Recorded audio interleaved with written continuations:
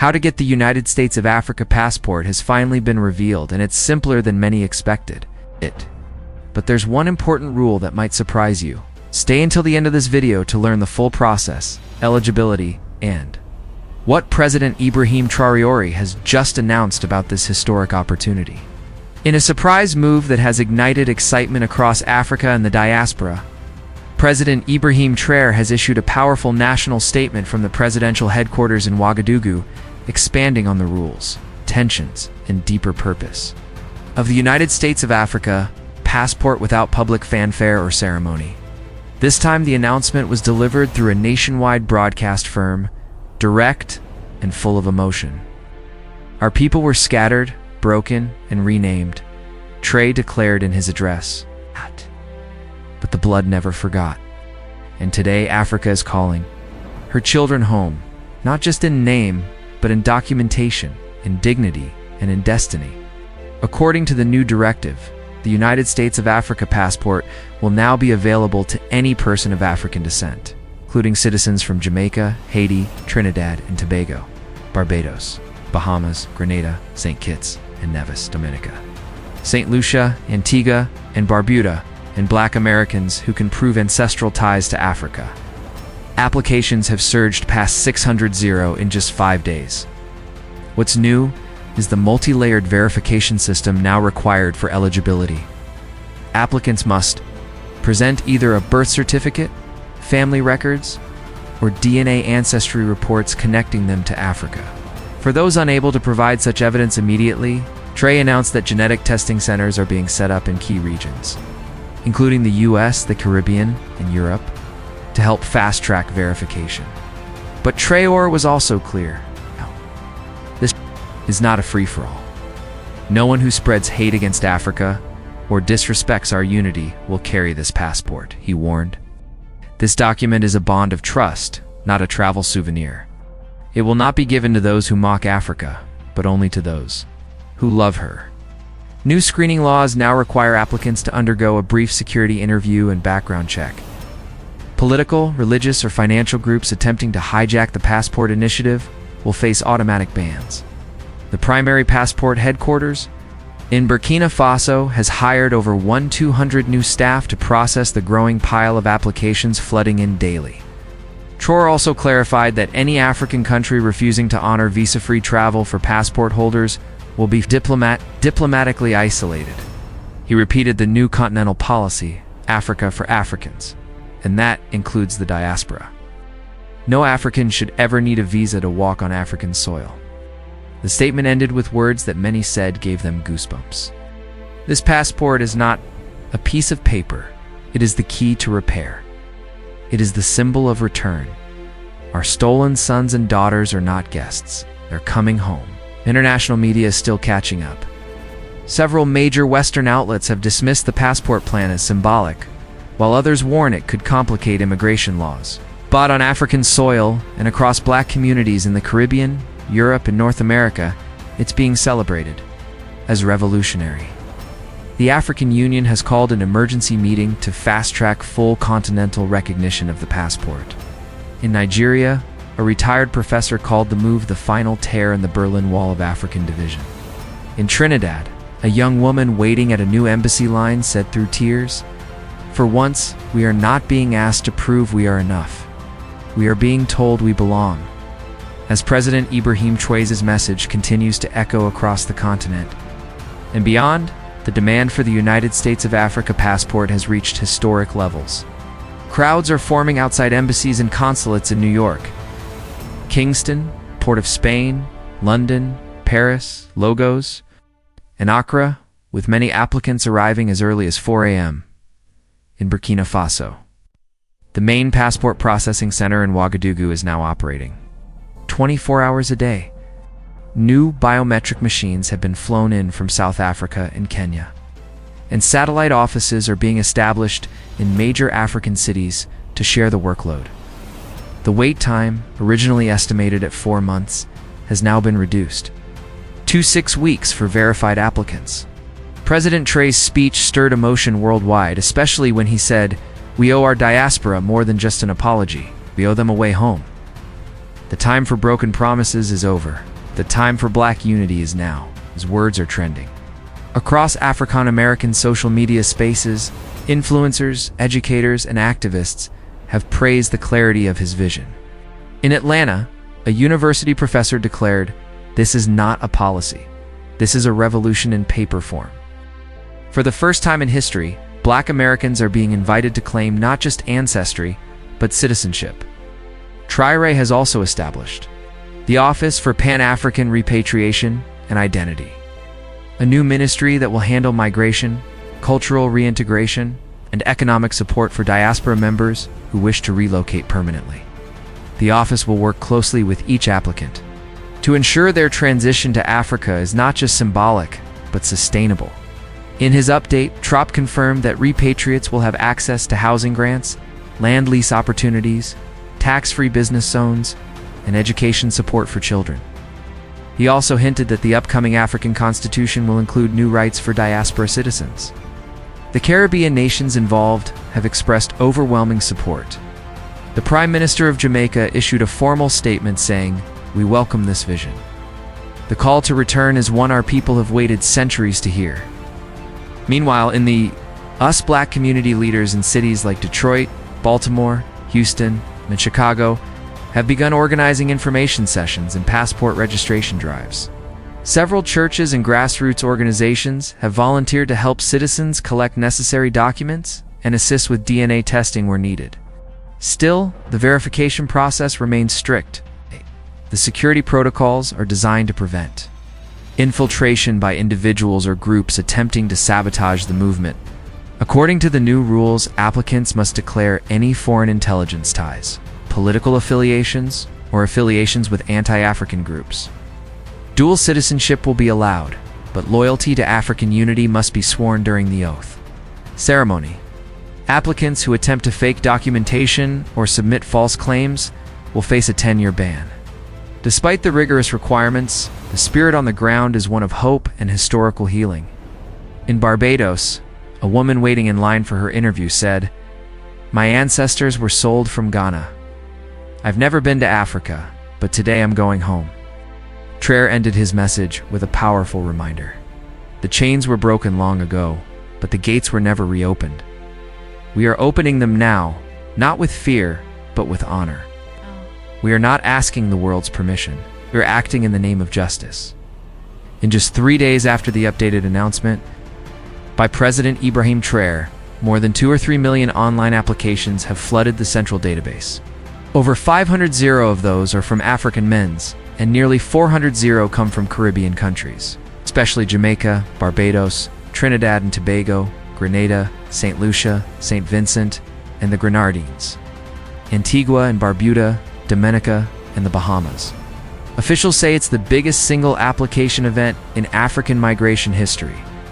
The official website crashed twice within the first 24 hours, and engineers are now working around the clock to upgrade servers. In Ouagadougou, newly hired volunteers and staff are sorting through printed applications, some delivered by hand from rural areas or via diplomatic pouches from foreign embassies. Despite the logistical pressure, Traoré remains calm. His office released another brief statement. Africa is not overwhelmed. We are awakening. Let the world see what happens when Black people decide to unite across oceans. Inside the main passport processing facility in Burkina Faso, large monitors display real-time figures, applications per country, DNA results being matched, and verification queues. Dedicated room has been created for security officers to screen each applicant's intent. The priority, they say, is to protect the continent from foreign interference while welcoming true sons and daughters of Africa. The eligibility rules have been further clarified. Those without African birth certificates will undergo optional DNA testing through verified laboratories. Applicants must show clean criminal records, especially for political crimes or fraud. All must pledge support for African unity and agree not to participate in any movement that promotes division, tribalism, or neo-colonialism. In the Caribbean, major cities like Kingston, Port of Spain, and Bridgetown are seeing long queues outside temporary application centers. People are standing in the sun for hours with smiles and hope. Local radio stations are playing African music, and elders are weeping as they tell younger generations. Your great-grandmother dreamed of this day. For Africanomans, the emotional weight is even deeper. In Atlanta, a woman named Tanya, 52, said while holding her form, "For 400 years we were told we came from nowhere. Now Africa is saying, you're from here, and we missed you."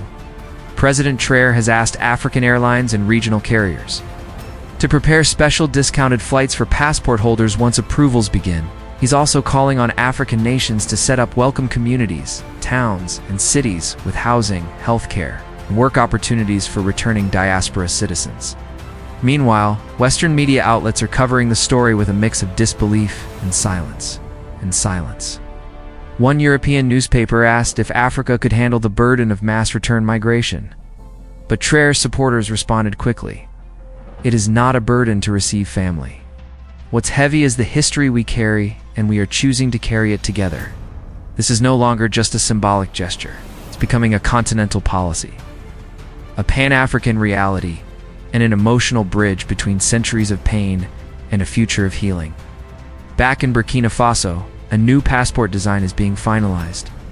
On the cover, a golden map of Africa with the words, United States of Africa, in bold, and the national name below, such as United States of Africa. Barbados, or United States of Africa, United States. In President Traoré's own words, this passport is not just a document, it is a homecoming, it is a reunion, and it is the future of a united black world. As the passport project gains momentum, stories from across the globe begin to pour in, stories of reconnection, emotion, and long-awaited identity. In Chicago, a young African-American man named Malik breaks down in tears after receiving a confirmation email. Your application has been approved. You are now a citizen of the United States of Africa, Ghana. He posts a video of himself reading the message aloud, and within hours, it goes viral. His words capture a collective feeling. I was born in America, but Africa just gave me my soul back. Similar emotions erupt across Caribbean islands. In Kingston, Jamaica, celebrations erupt in Emancipation Park, where a local event is held for new applicants. Dressed in traditional kente cloth, a 6-7-year-old woman, Miss Dora, addresses the crowd.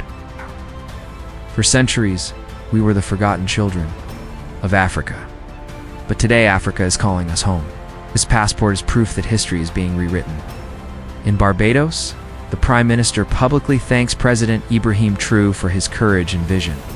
Several other Caribbean leaders, including from St. Kitts and Nevis, Antigua and Barbuda, and the Dominican Republic, have expressed interest in aligning with the initiative. Quiet talks are reportedly underway to open local passport processing centers to ease the burden on Burkina Faso's central hub. Meanwhile, Ibrahim Traoré holds a closed-door meeting with leaders from the African Union. His tone is serious. His request, mutual recognition of the new United States of Africa passport across all African borders. Within 2 days, 39 countries signed the preliminary agreement. From Nigeria to Rwanda and from Senegal to Ethiopia, immigration checkpoints are being updated. Traoré insists that there will be no visas between African brothers and sisters. No more waiting rooms for your own home. Anyone who denies this passport denies Africa. A policy is also passed that any foreign country that refuses entry to a United States of Africa passport holder without clear cause will face diplomatic and economic /axway consequences, including suspension from African trade partnerships. This new stance shakes the global balance. In Paris and Washington, policymakers express concern. Western embassies request clarifications. Some commentators call it aggressive nationalism. But Traoré supporters see it differently. This is not nationalism. It is finally being normal. The black world has waited too long to belong somewhere. At a press conference, President Traoré addresses the backlash with calm and clarity. Africa is not closing doors. We are opening our arms to our own. Those who profited from our division have no right to question our unity. Inside Burkina Faso's capital, More passport printing machines are being flown in. Hundreds of young IT workers are hired to speed up digital verification. The new Passport Authority building is under construction, 5 times larger than the current one to handle the wave of applicants. Applicants must still pass the vetting process. The rules are strict. Any person found promoting hatred, destabilization, or anti-African ideologies will be rejected. The emphasis is not just on heritage, but on values. As the official policy states, we are not only looking for descendants, we are calling home builders. Plans are now underway to build United States of Africa embassies in countries with large diaspora populations, starting with the US, the UK, France, Canada, and Brazil.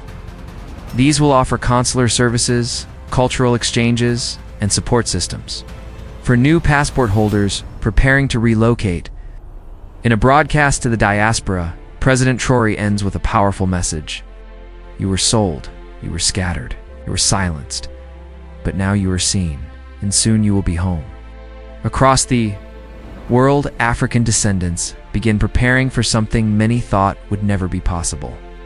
A return home, not as tourists, but as citizens. In New York, Los Angeles, Toronto, Port of Spain, and Kingston. People are forming long lines outside makeshift registration centers partnered with African embassies. Volunteers wearing shirts that read United States of Africa, Diaspora, welcome. Team assist applicants with forms, document collection, and eligibility questions.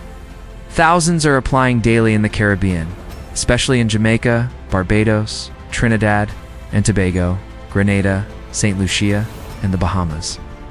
The reaction has been overwhelming. Several nations begin organizing national workshops to help their citizens trace African roots and understand how the new passport program works. Local radio stations broadcast daily updates. Social media is flooded with videos of Caribbean youth saying, "Africa, we're coming home." One woman in St. Kitts shares a powerful video with tears in her eyes, holding up her late grandmother's Bible with handwritten notes tracing their African lineage. She always said we were African. Now I know she was right. Meanwhile, in Washington, D.C., several African-American leaders and celebrities praise Ibrahim Traoré's bold move. A few declare publicly that they will apply for the passport. Some plan to invest in housing, schools, and businesses on the continent. Others talk of visiting ancestral towns. One famous African-American artist says during a live interview, "For the first time in my life, I feel like I'm not just black, I'm African, and the world can't deny it anymore." But not everyone celebrates. In Europe and North America, political commentators express fear that this new African passport could create an alternative global system, one where black people no longer rely on Western approval to belong, travel, or invest. Some media outlets criticize the vetting process, calling it exclusionary. Others question the potential economic and geopolitical implications.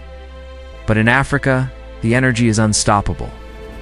In Burkina Faso, President Traoré delivers a new televised message. Dressed in traditional West African attire, standing before a massive map of Africa, he speaks firmly. This passport is not a weapon, it is a key. The key to our unity, our healing, and our independence. And it is for every child of Africa, no matter where they were born. He adds new updates, a fast-track application process for elderly diaspora applicants, special ID cards for those awaiting full passport approval, allowing early relocation and access to healthcare and housing, partnership with airlines to offer discounted tickets for first-time African returnees. He also addresses one of the most emotional parts of the program, DNA testing, for applicants without documents, birth certificates, or family records, especially descendants of enslaved people. Traoré assures that DNA matching to African ethnic groups will be considered a valid proof of origin. But he warns of strict anti-fraud measures. This is not a loophole for opportunists. This is a sacred homecoming for those who carry Africa in their blood, in their hearts, and in their actions. To protect the integrity of the program, any applicant found using false claims, fake documents, or attempting to destabilize African nations under the disguise of unity will be permanently banned. Traoré's plan goes beyond passports. He reiterates, the next phase of his vision is one African currency, one continental economy, and one Pan-African welfare system where Africans, whether born in Lagos or Louisiana, Kingston or Kinshasa, will have equal access to opportunity, protection, and prosperity. He ends the broadcast with a chilling but powerful reflection. For 500 years, our people were kidnapped, enslaved, and scattered. The world grew rich from our pain. But now, we rise not in revenge, but in reunion. We're not just remembering who we are becoming who we were meant to be. As the sun rises over Ouagadougou, thousands gather near the United States of Africa. Passport headquarters, a state-of-the-art facility, newly constructed just outside the capital. Security is tight, but respectful, as flags from every African country wave proudly alongside banners that read, "Welcome home, sons and daughters of Africa." Inside, the office is bustling. Diplomats, legal teams, biometric experts, and ancestry specialists work tirelessly to process the tsunami of applications. In less than a month, over 3 million people from the African diaspora have applied.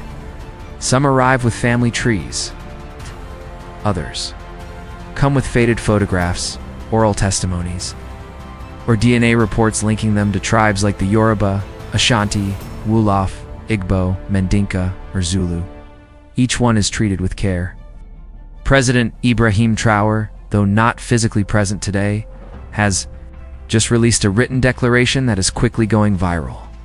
To every African American, Caribbean child, Brazilian descendant, and diasporan soul who has felt lost in this world, know this: you were never lost. You were taken. And now we are opening the door wide. Africa is not just a memory, it is your home. He confirms that the passport is now recognized by all member states of the African Union that have signed the Unity Accord. All African nations are expected to fully integrate by year end. Even more groundbreaking is the enforcement clause. Any country within Africa that refuses visa-free entry to African passport holders, including diaspora members, will be sanctioned and isolated from intercontinental trade. The crowd erupts in cheers when this announcement is read aloud on national radio. In Ghana, Nigeria, South Africa, and Senegal, similar celebrations are taking place. People watch giant screens, airing interviews with elders and youth, celebrities and scholars, all speaking on the rebirth of Pan-Africanism. In Barbados, schools begin teaching African history as part of the standard curriculum. In Jamaica, churches dedicate Sundays to ancestral remembrance and unity prayers. In Trinidad and Tobago, artists create murals showing slave ships turning into airplanes landing in Africa, but not all reactions are joyful. The European Union releases a cautious statement warning of unintended consequences from the program. One American TV anchor questions the loyalty of African Americans who choose to carry both US and African passports. Some Western media portray Traoré as radical, unpredictable, or even a threat to global order. Unbothered, Traoré issues a calm reply. Black unity is not a threat to the world, only two systems built on our division. This passport is not the end, it is the beginning. Next comes the currency, the shared economy, the united defense, and finally dignity. He adds that all African descendants will be eligible for land grants, citizenship, free healthcare, and language integration programs when they resettle permanently on the continent. International organizations are stunned. The IMF and World Bank begin emergency sessions to assess how this may affect global economic balance, especially as thousands of wealthy diaspora entrepreneurs begin relocating their businesses to Africa. Traoré's dream is working. In one final act of symbolism, he signs an executive decree that designates August 6th, the date of the first diaspora passport issued as a continental holiday, African Reconnection Day. Schools will close, parades will be held, and across the continent, people will light candles for the ancestors who dreamed of this day but never lived to see it. From Harlem to Harare, from Kingston to Kisangani, single chant is beginning to echo. One Africa, one people, one future. And at the heart of it all stands a young soldier, now a statesman. Captain Ibrahim Traoré. Not just president of Burkina Faso, but the architect of the biggest black unification movement in modern history. The world is watching, but Africa is moving.